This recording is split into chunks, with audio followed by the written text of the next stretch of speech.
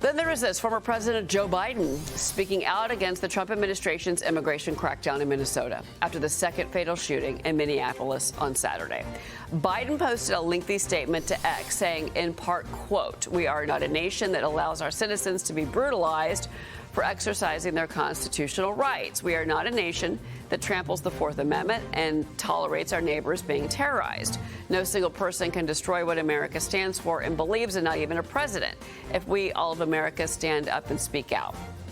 The Department of Homeland Security notifying Congress yesterday that two different federal officers shot at 37-year-old Alex Preddy during the incident that happened on Saturday. Paul, I just have to say I find it almost a little ridiculous that it's President Biden coming out, because all of this is because of the wide open border. That's where all of this started, and the influx of those and the Somali migrant community and the $9 billion in fraud, DHS, the government flooding the zone to look for the fraudsters.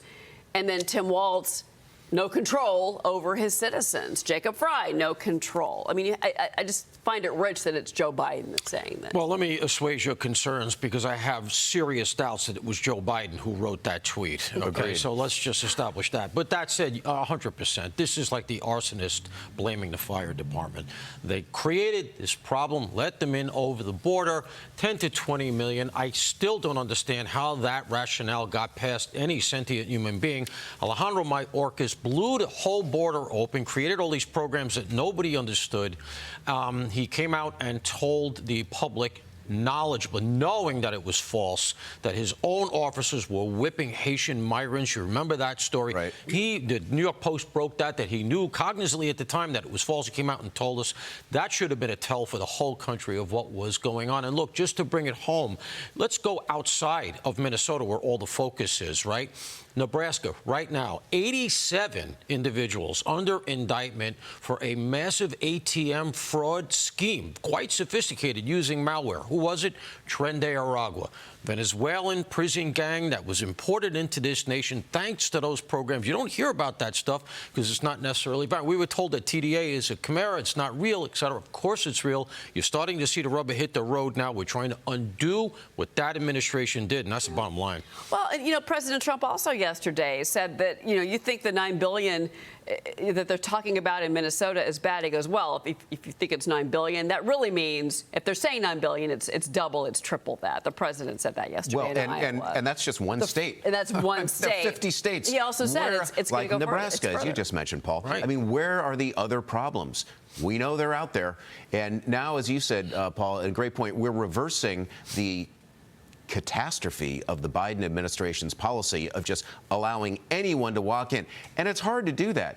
And it's ugly. There were undoubtedly some good, hardworking, nice, kind, loving people who came in. Of course there were. And there were a lot of bad people who came in. And now we are trying to separate the wheat from the chaff and get the bad ones out. And it needs to happen. It's uncomfortable sometimes seeing some of these things happen, but it needs to happen. Well, and you heard the president yesterday say that it's horrible what he's witnessed with these two deadly shootings in Minneapolis. I mean, he's a human being, he's a father, he's a grandfather. But my point about the wide open border and Joe Biden is that, all of this was caused because of that wide open border, which is now shut. But I'm wondering about California. Yeah. I think that's where you're going to see even more. And there are investigations going on. Yeah, and, this is one of the reasons why I think he's standing so full bore behind Kristi Noem, because a lot of those are going to be done by Homeland Security investigations, which is part of her remit. So we're going to see a lot. Look, you're both right on target. Of course, I worked here in New York City. Right. Any cop will tell you the fraud you see up front, right up close to you. You see people living much better than you do, and yet they're the criminals. What am I doing here? Right. But let me just say this real quick. One of the things I think would behoove the president at this point is the idea of, he talked about the big, beautiful door, right? We're going to have a big, beautiful wall. We're going to have a big, beautiful door. It's been all stick.